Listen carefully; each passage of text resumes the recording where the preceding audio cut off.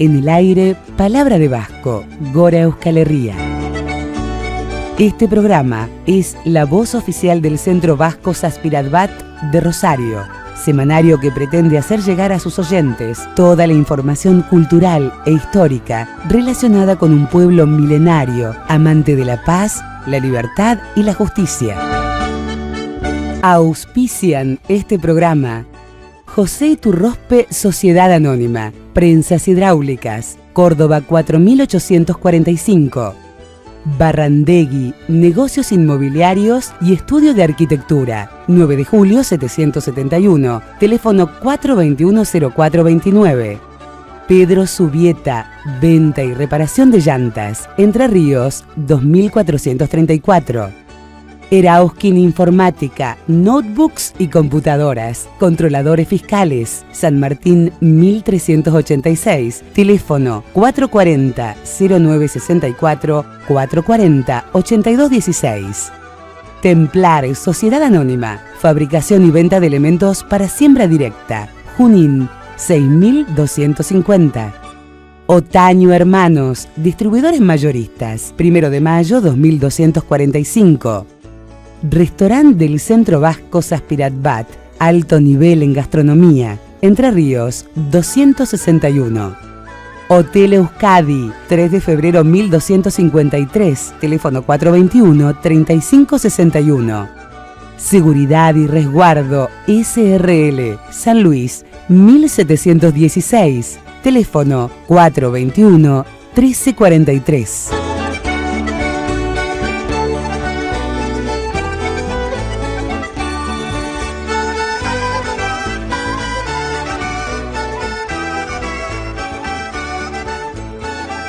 Egunon, Okaiso, Eguardión, Ser Modus. Saludos estos en euskera, con las cuales quiero ponerme en contacto con ustedes. Quien conduce este programa, Luis María Barrandegui, les dice a ustedes que por AM Libertad 1090 estamos irradiando este programa que ustedes escucharán además en su repetición los días domingo por la misma radio. También por nuestro sitio www.zazpirabat.com.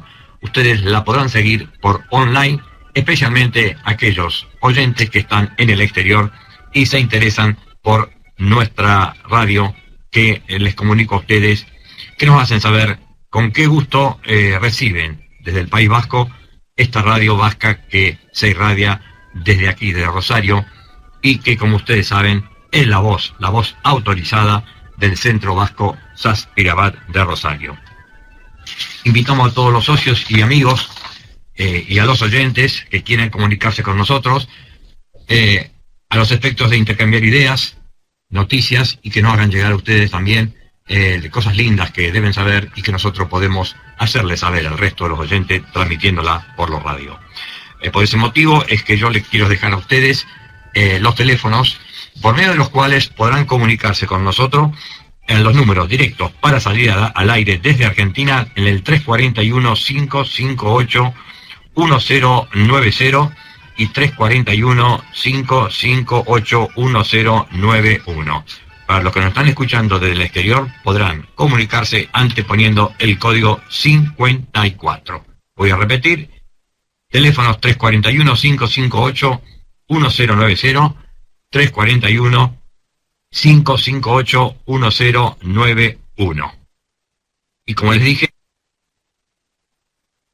el 54, que son los dos dígitos que deben agregar ustedes para comunicarse desde el exterior.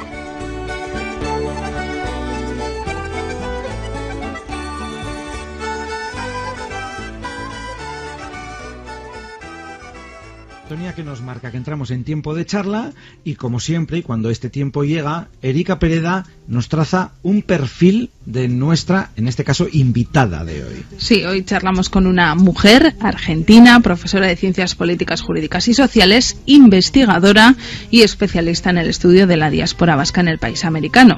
Nos presenta el fruto de más de 10 años de trabajo, una historia en forma de libro, una historia de 100 años plasmada en papel, que empezó en el año 2000 con una visita a Euskal Herria en busca de sus antepasados. A partir del viaje se desató en mí una una pasión y un compromiso por la cultura vasca. Un intenso trabajo de investigación sobre los hombres y mujeres abertzales al otro lado del charco. La publicación lleva por título Patria Vasca en Argentina, un siglo de nacionalismo vasco. Está editado por Sabino Arana Fundación A y repasa el pasado y presente de la identidad vasca de la diáspora, aportando material fotográfico, entrevistas y un apéndice documental. No sé muy bien si este tipo de publicaciones se hacen con una intencionalidad clara, además de la de informar o dar una visión particular sobre un tema concreto, pero sí podemos afirmar que en este caso nuestra invitada tiende un guante a que ese espíritu abertzale siga vivo en un futuro. Magdalena Miñaburu, ¿qué tal, Egunon? Muy buenos días. Muy buenos días a todos. Bienvenida a Euskadi Hoy, fin de semana de Onda Vasca. Es un placer tenerla sentada a nuestra mesa, porque hemos tenido la oportunidad, y ya se lo podemos decir, y ella nos contará ahora alguna experiencia, pero que su viaje, y no hay más que mirarle a la cara, además, está resultando especialmente fructífero en el más amplio sentido de la palabra, desde lo que es su trabajo como investigadora hasta la experiencia personal con emociones incluidas. Está siendo un poco mezcla de todo, ¿no, Magdalena? Exactamente, porque en realidad todos nosotros tenemos el motor de nuestras actividades puesto en aquello que amamos. O sea, cualquier trabajo, si no se hace con amor, nunca da el mismo resultado. Y este libro, que ha sido hecho con rigor científico, también tiene una gran dosis de amor, la necesidad de hacer un homenaje a esos hombres y mujeres que en Argentina tanto hicieron por la difusión de la causa vasca, y plasmarlo para que quede en el recuerdo, para que sirva para futuras investigaciones, como una punta de lanza en este tema que es tan amplio. Erika nos decía en el perfil que todo esto tiene su origen allá por el año 2000. ¿Cómo volvió a Argentina después de aquella visita? Bueno, volví en realidad me llevaron, porque gracias a Dios vine con mi hija. Estaba tan emocionada que no podía contar las monedas del bus para ir de un lado al otro. Ella me llevaba y contaba todo. Estuve llorando días enteros, porque fue la sensación, que durante años tuve miedo que se me produjera, por eso demoré un poco el viaje, de encontrar mi lugar en el mundo, de encontrar las raíces, y una sensación muy extraña, sentir que mis ojos estaban viendo lo que ellos habían visto por última vez cuando partieron. Entonces fue una sensación muy, muy movilizadora. Pero a partir de ahí empezó un trabajo intenso que yo no sé si en algún momento Magdalena Miñaburu pensó que iba a llevar a un trabajo como este, es decir, a que quedara todo recogido en un volumen, en papel, en un libro como este.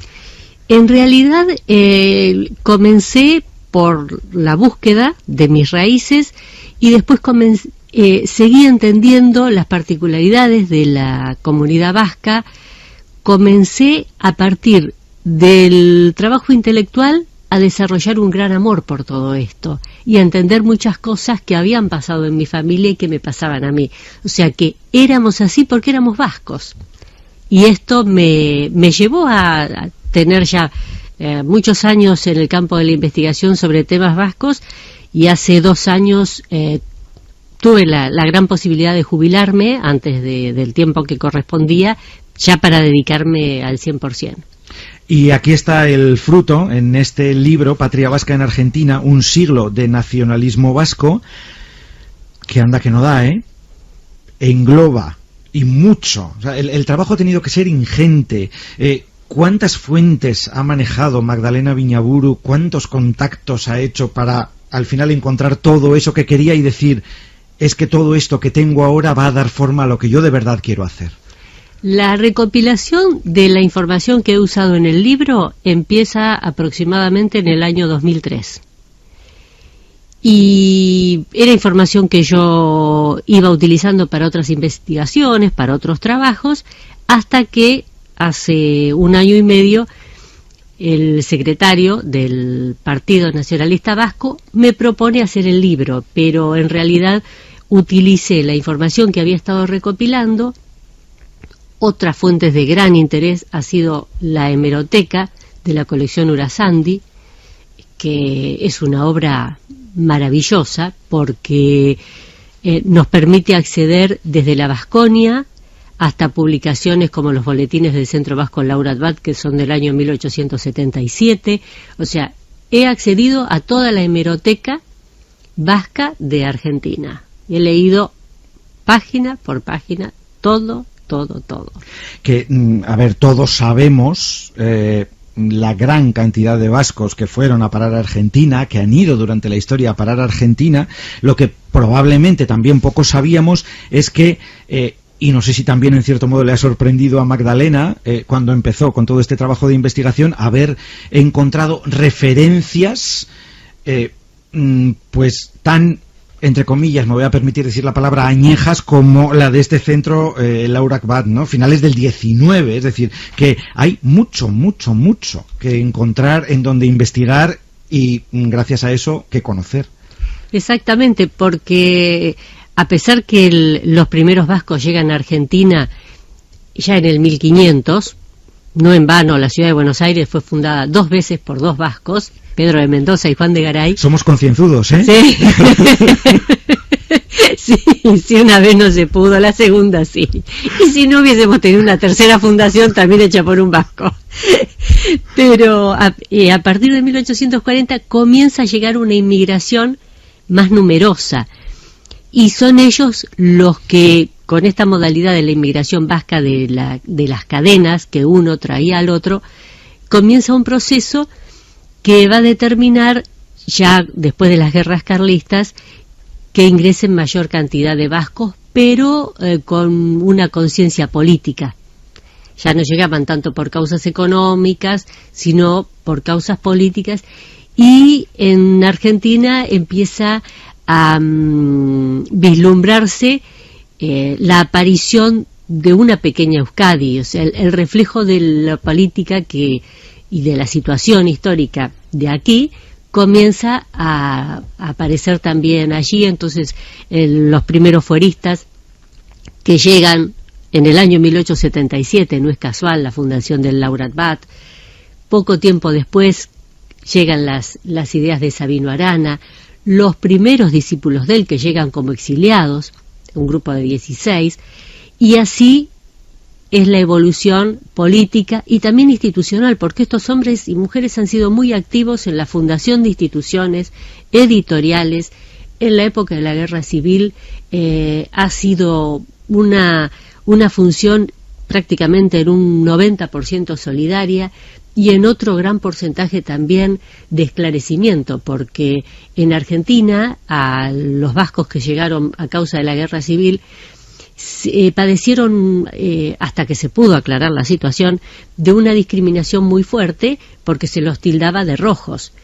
Entonces era muy difícil, de rojos, de ateos, y en un país católico como Argentina, y bueno, y los vascos no eran ni rojos ni ateos, era muy difícil que la gente común lo entendiera. Y lo bueno es que estos vascos que llegaron sí pudieron esclarecer esta cuestión. Qué bonito lo que ha dicho de que Buenos Aires era una pequeña Euskadi. Me ha gustado mucho esa frase. Nos la vamos a apuntar, nos vamos a quedar con ella. Y luego, bueno, pues y hay un papel también importante, y es el que quizá la mayoría de quienes nos escuchan conoce ya en tiempos más recientes, como toda la labor realizada por las Euskal Etxeak, la realizada y la que siguen realizando. Sí, bueno, Argentina tiene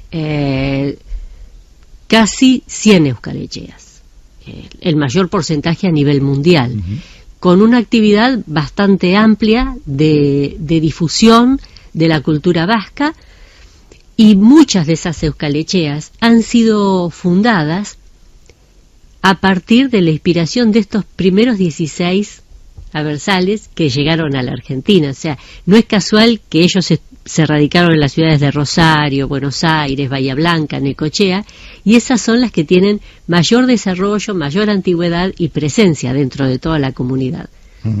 Estos días sabemos que están resultando especialmente intensos para Magdalena. El libro lo presentaba el pasado jueves por la tarde en Bilbao, pero está que no para. Tiene un calendario que viene con además la agenda apuntada para saber en dónde tiene que estar, porque, bueno, y más allá de la obligación, entre comillas, de tener que estar, es el gusto, porque, insistimos, se le ve en la cara y en la actitud las ganas que tiene, ¿no?, de recorrer todos estos sitios. Y nos contaba una experiencia muy bonita, seguro que como otras que está viviendo, pero que ocurrió ayer en Algorta. ¿Cómo fue ese encuentro, Magdalena?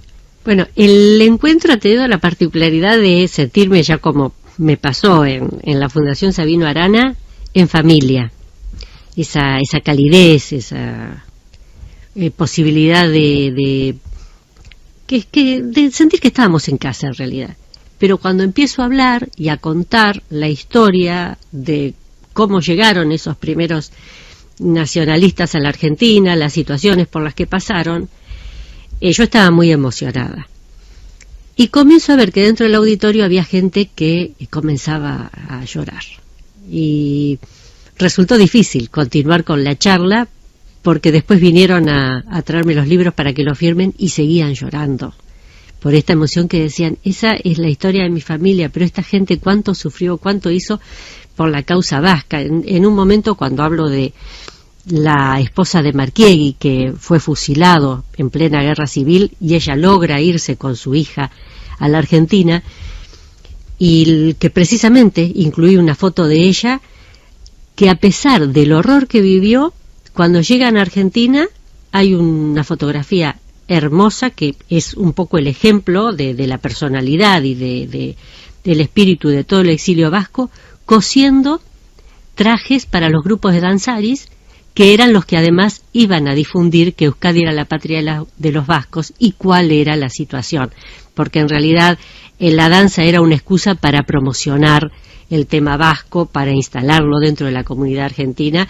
porque además en esa época tuvimos la desgracia de que el gobierno en Argentina era un gobierno que estaba muy, muy cercano a Franco, entonces no se permitía mucho la publicidad de estas cuestiones, pero realmente esta mujer que a pesar del horror pudo sentarse en una máquina de coser y luchar a través de eso por sus ideas, a mí me parece una imagen maravillosa. Bueno, ¿qué más cosas le quedan ahora por vivir estos días a Magdalena? ¿Cuántas presentaciones va a hacer? ¿En cuántos sitios va a estar? Bueno, mañana vamos a estar en un homenaje a Sukarrieta, porque el primer presidente del Partido Nacionalista Vasco en Argentina, que fue fundado en 1904, en 1907 acude a Sukarrieta a llevar una ofrenda floral a la tumba de Sabino Arana. Y nosotros decidimos hacer esto como para cerrar el círculo. Bueno, aquí estamos con esta historia de más de 100 años. Posteriormente, el lunes, vamos a estar en Vitoria-Gasteiz presentando el libro. En Pamplona el 27, siempre en el horario de 19:30. El 28 en Donostia también se va a presentar el libro.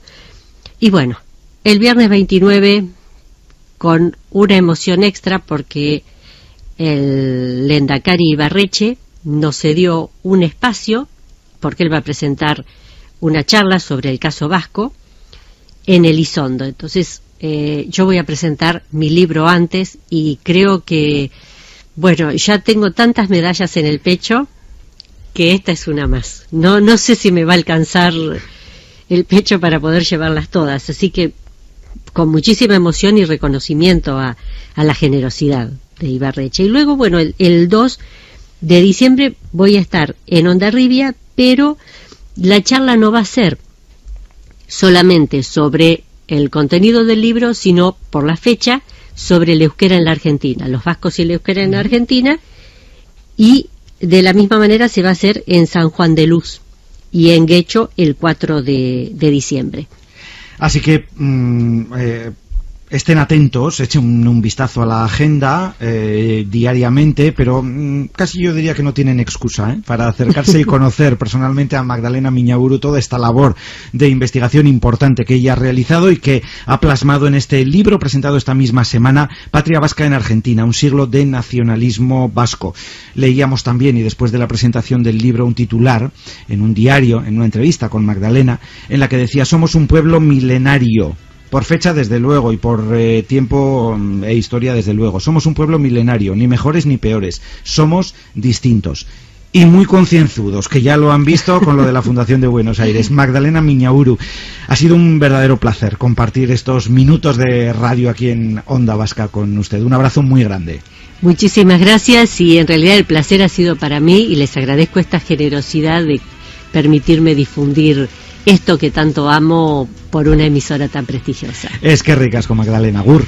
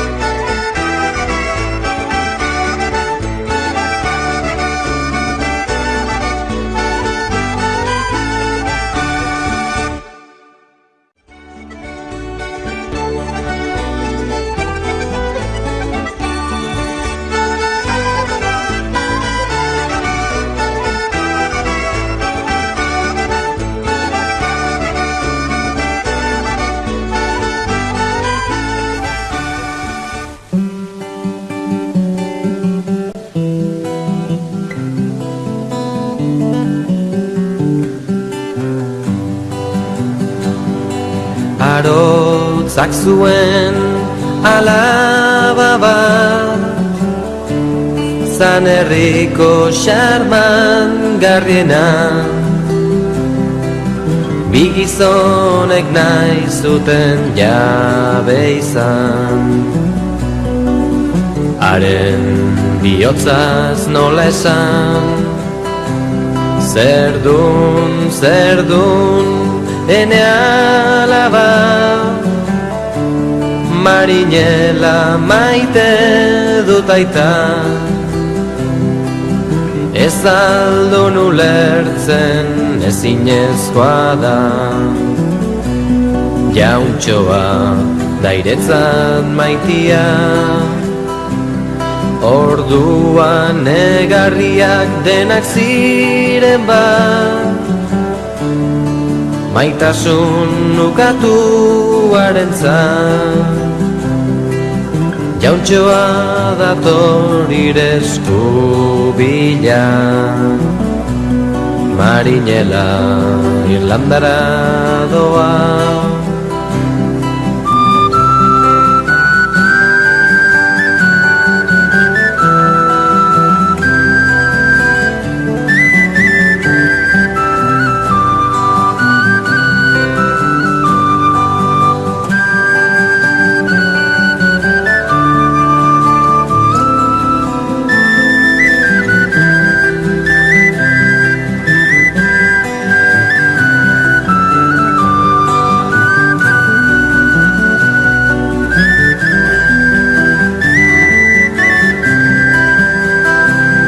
Ala izan zan ezkontz behartua, aberatxik ez zirenan, ta guztiek dantzan guztiak alai. Mail ezberdinak aztuaz, zer dun, ene alaba, marinela maite dut aita. Ez aldun ulertzen ezinezkoa da, jauntxoaren emaztea zara. Gaur egun oraindik ikus dezakegu, alaba ura lehioan, marinelaren zai, itxasoan du itxaropena.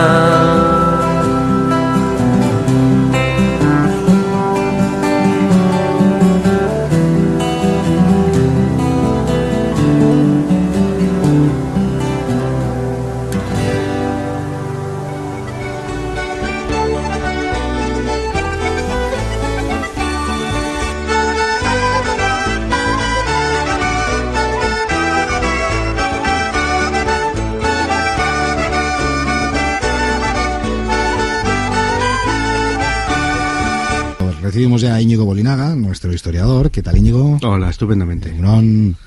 Taurte Berrión. Eso es. Para hablar hoy de la historia del caserío vasco, de un elemento indispensable en la sociedad vasca. De un elemento que parece casi central, ¿verdad? En lo que es la cultura vasca y tal. Y bueno, pues sí, es central en muchos sentidos y no lo es en otros muchos, ¿no? En cierto modo. Entonces, bueno, pues hablar un poco de la trayectoria vital que ha tenido el caserío. Y para eso, pues quizá lo primero sería, pues en cierto modo, definirlo, ¿no? Claro, que es un caserío. Todo el mundo tiene en mente un caserío, pero bueno, pues mucha gente probablemente diría que es la vivienda tradicional típica de Euskal Herria. Eso es, la construcción tradicional típica. Y hombre, es algo más que eso, como todo el mundo sabe también, ¿no? Porque es también una enorme explotación económica autosuficiente, agrícola y ganadera. Y un poco esta es la idea con la que se creó. Luego ya también era vivienda, pero fundamentalmente es este tipo de explotación, ¿no? Entonces, bueno, pues obviamente, como es una explotación agrícola y ganadera autosuficiente, o con esa filosofía nació o surgió, pues hombre, tenemos a una familia más o menos extensa viviendo en ella, y por supuesto en régimen de mayorazgo tradicional en el País Vasco, ¿verdad? Pues para que no se divida la propiedad en una tierra pues que no es feraz, en una tierra que tiene mucho monte, mucho bosque y no produce tanto, entonces hay que acumular, ¿no? El mayor, no necesariamente el mayor, pero uno de los hijos heredaba el caserío con todas las propiedades de toda la herencia de la familia, y los demás tenían que buscarse la vida, ¿no? Entonces un poco la idea y precisamente el porqué de cómo es un caserío y cómo se estructura y cómo funciona. Comentar también que bueno, pues básicamente la idea, yo creo que queda bastante claro. Esta idea de concepción agrícola ganadera autosuficiente viene claramente del mundo mediterráneo. No es que surgiera aquí como una seta, sino que las villas romanas ya tenían esta concepción, incluso antiguamente en la antigua Grecia, y de ahí parten construcciones similares como la Masía catalana, por ejemplo, que tiene exactamente la misma concepción o la misma idea, ¿no? Lo que pasa es que en cada territorio, pues digamos que toma un aspecto por sus cuestiones culturales, geográficas, climatológicas, etcétera, pues diferente, ¿no? El caserío claramente lo tenemos aquí instalado en Euskal Herria, en el corazón de Euskal Herria, en Vizcaya, Guipúzcoa, Álava, buena parte de Álava, buena parte de Navarra, Iparralde, y bueno, pues incluso hay construcciones muy similares en Landas, por ejemplo, zonas cercanas, o Cantabria, el Burgos húmedo, quizá también hay. Entonces, pues digamos que es una construcción pues boscosa, vamos a decir, ¿no? O de este tipo de clima más húmedo que se va enrareciendo según caminas hacia el sur. Y bueno, pues básicamente pues construido en piedra, aunque esto era en origen la construcción era pues en madera, o sea, no era totalmente en piedra hasta el siglo XVIII, y bueno, pues todos nos imaginamos ese gran pórtico de entrada que es característico, ¿verdad? Ese portalón, generalmente bajo un gran arco con soportal. Yo cuando me imagino un caserío le imagino con esa boca grande, ¿no?, que tiene, con ese arco comentar que surge en el siglo XVIII. Anteriormente los caseríos no tenían arco. Eran entradas, digamos, cuadradas o rectangulares, que podían tener un pilar en medio, etcétera, una columna en medio, etcétera. Y bueno, pues comentar también la característica de que cada caserío normalmente tiene su nombre propio, que normalmente corresponde a esa unidad económica que representa, ¿no? La familia suele tomar ese nombre del caserío muchas veces y suele estar, pues, generalmente aislado. Esta sería un poco las características generales, ¿no? Sí, funcional. Tejado a dos aguas, podríamos hablar incluso de distribución, etcétera, pero bueno, no es cuestión, ¿no? Dejamos un poco al lado esas características constructivas y arquitectónicas que conocemos, porque quien más, quien menos ha visto un baserri. Sí, eso es. Claro, los de la zona rural que nos estén escuchando dirán, bueno, pues yo tengo uno, yo vivo casi en uno. Los urbanitas, para ellos quizás sea un elemento a descubrir.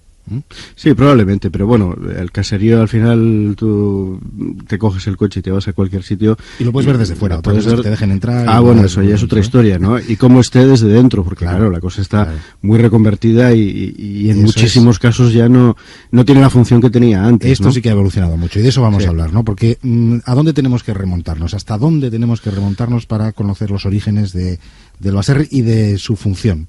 Pues tenemos que remontarnos a tiempos no tan antiguos como algunos pensarían.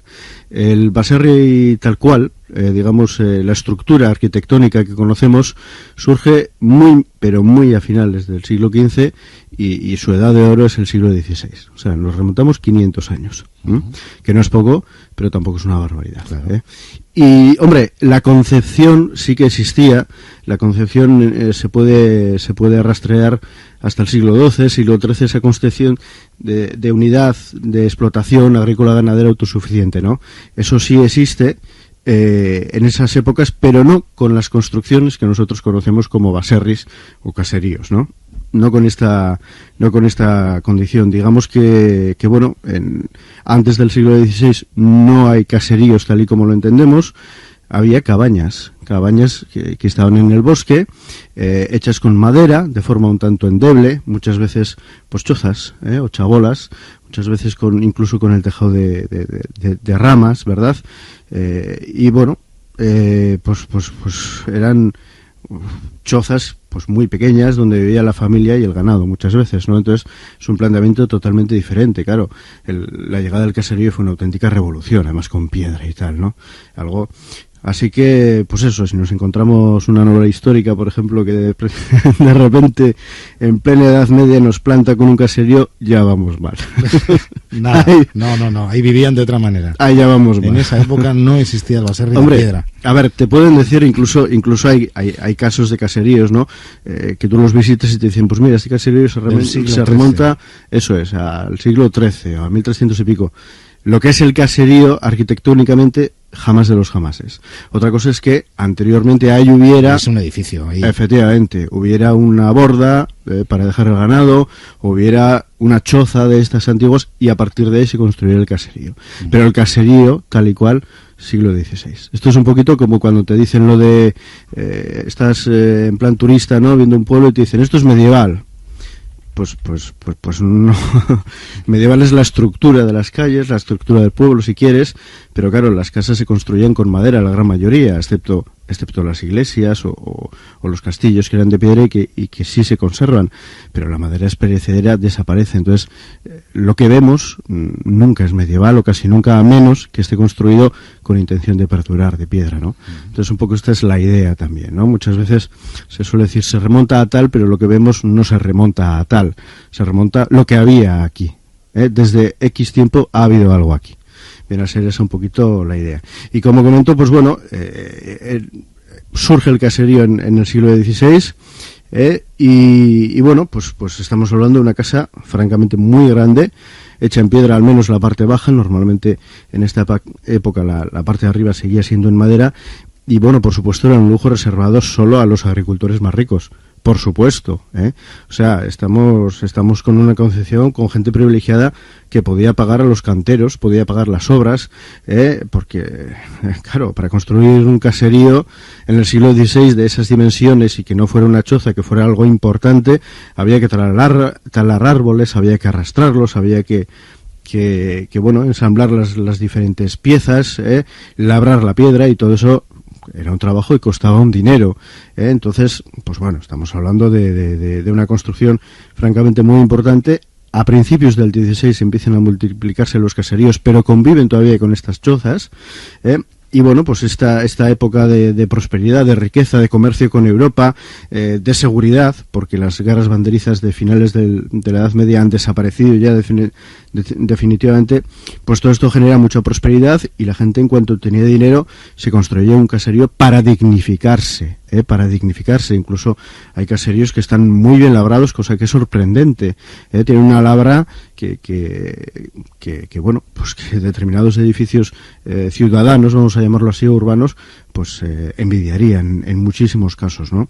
Entonces, pues bueno, surge de esta manera esa forma de explotación rural autosuficiente que es el caserío, que bueno, que es más moderno, es más próspero, eficaz, más cómodo que las destartaladas casas de madera que existían anteriormente, y que incluso pues bueno, suponía una cierta dignidad, Cuanto más amplio y elegante fuera el aspecto del caserío, pues mayor sería el respeto del que gozarían en la comarca, ¿no? Entonces estamos hablando, claro, de un gran siglo. El XVI fue un gran siglo en el medio urbano, por supuesto. Esas viejas villas encorsetadas en murallas se abren, pero también en el medio rural, en el que se pasa de ese panorama de las cabañas al panorama de los baserris, de los fastuosos baserris, enormes baserris y magníficos baserris, de los cuales la gran mayoría eran propietarios, su familia trabajaba allí, las tierras, el caserío, el ganado, y bueno, algunos, los más afortunados, podían tener jornaleros, pero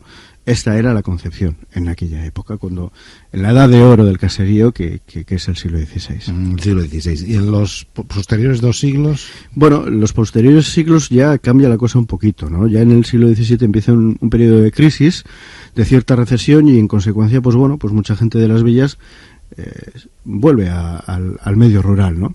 Y entonces se multiplican los caseríos. Gente que es propietaria y que tiene dinero hace nuevos baserris, rotura nuevas tierras, rotura bosques, y entonces pues bueno, se empieza a sobrepoblar el medio rural.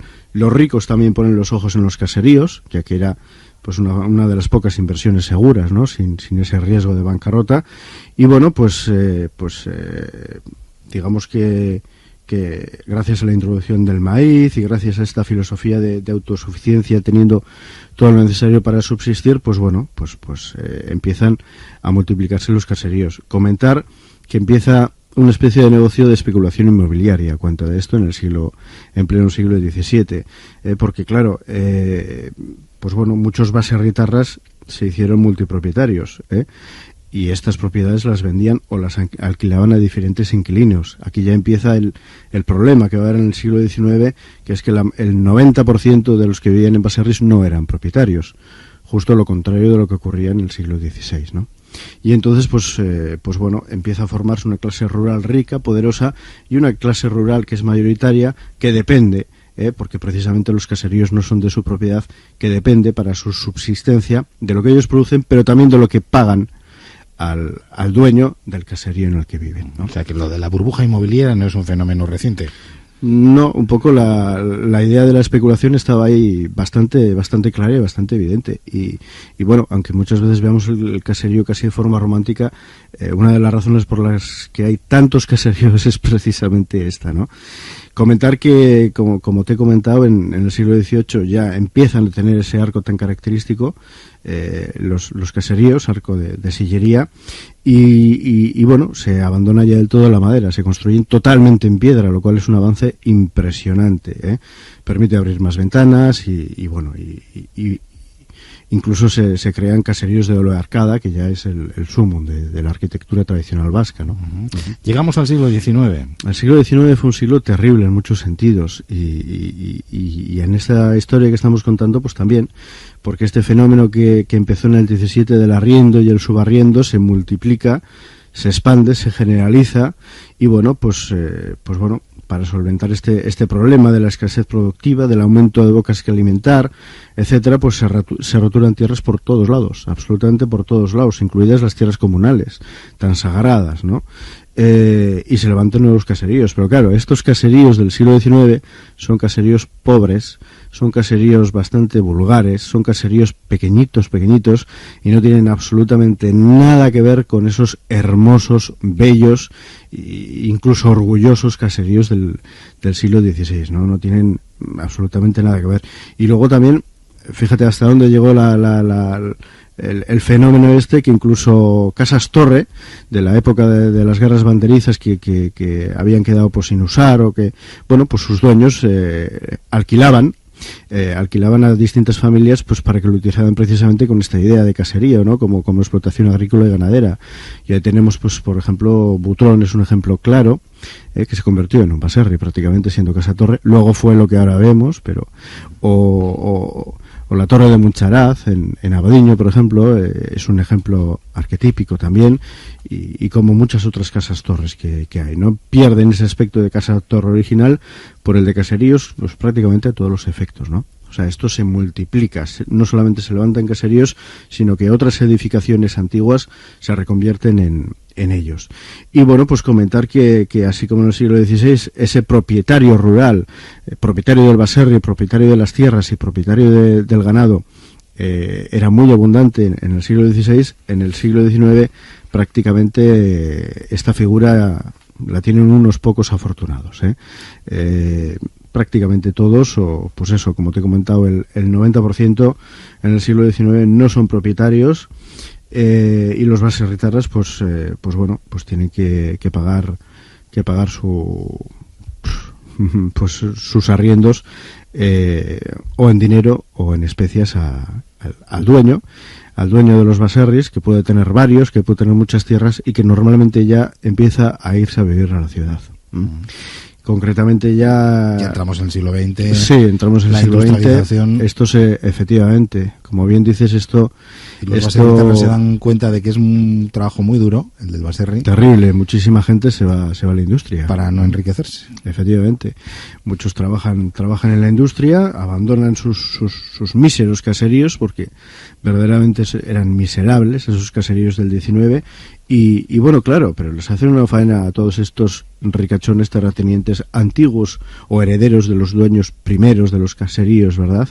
Estos propietarios ven cómo se les van estos baserritarras, los colonos, los caseríos quedan vacíos, no les dan dinero, nadie les trabaja las tierras, y entonces, pues bueno, se pierde el interés por los caseríos y empiezan a meterse en otro tipo de negocios. Los pocos baserritarras, los pocos caseros que quedan o los que van, pues bueno, muchas veces tienen la suerte de comprar la propiedad de los caseríos a precios pues más o menos razonables, ¿no? Entonces, bueno, pues lo que ocurre más o menos es que muchos caseríos quedan abandonados, totalmente abandonados, otros se reconvierten y bueno, pues ahora actualmente, como hemos comentado antes al principio, pues hay una reconversión. Hay caseríos que siguen siendo lo que eran o teniendo más o menos la misma filosofía, aunque a ver cuál es autosuficiente, pero muchos se han reconvertido al turismo. Casas rurales, desde luego, se han aprovechado muchísimos caseríos, o se han hecho construcciones imitando al caserío, ¿no? También, como casas rurales, como restaurantes, por ejemplo, u otras formas de desarrollo económico. Incluso algunos, pues, tipo chalet, incluso, ¿no? Pero bueno, básicamente digamos que la agricultura que se desarrolla en muchos de ellos, pues es lo que se ha llamado una agricultura de ocio.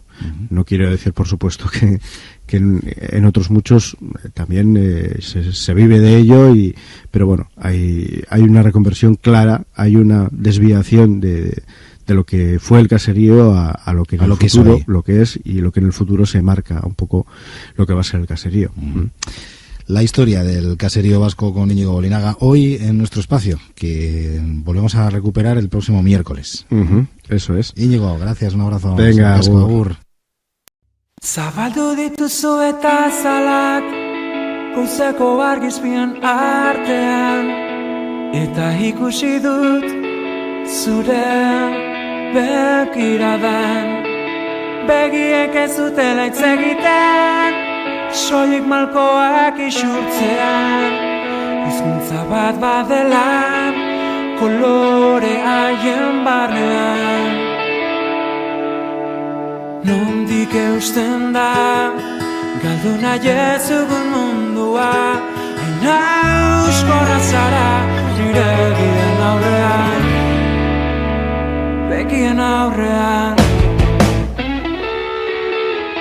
Nahiago dut zure berokiaren usaia, edozein dendatan aurkitu daiteken lurrin garestienaren aurrean. Donostiako kaletan, lagun artean izatean, guztiak hartzen du zure oroimena, hartzen du zure izena. Nondik eusten da galdu nahi ez dugun mundua, auskorra zara nire begien aurrean, begien aurrean.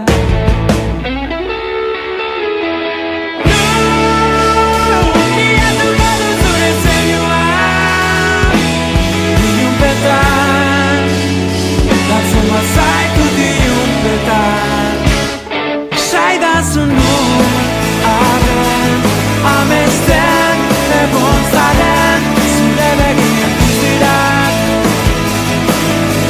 egun argitu baino lehen, saidazun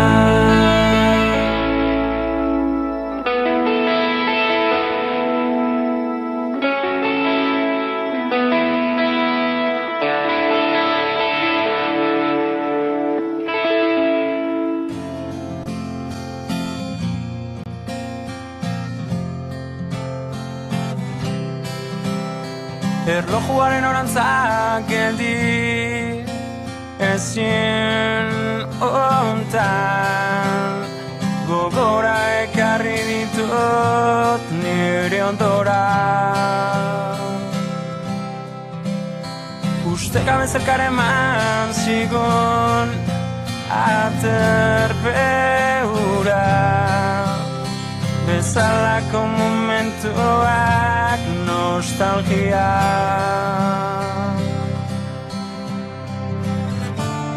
Iraganeko ume txikia Itzuliko ez den inozentzia Behin esan zenitan arrazoi zenuen aro bakoitza azte zinatela izango naiz une berrien zain esperoan izango naiz aro berria da izango naiz une berrien zain esperoan izango naiz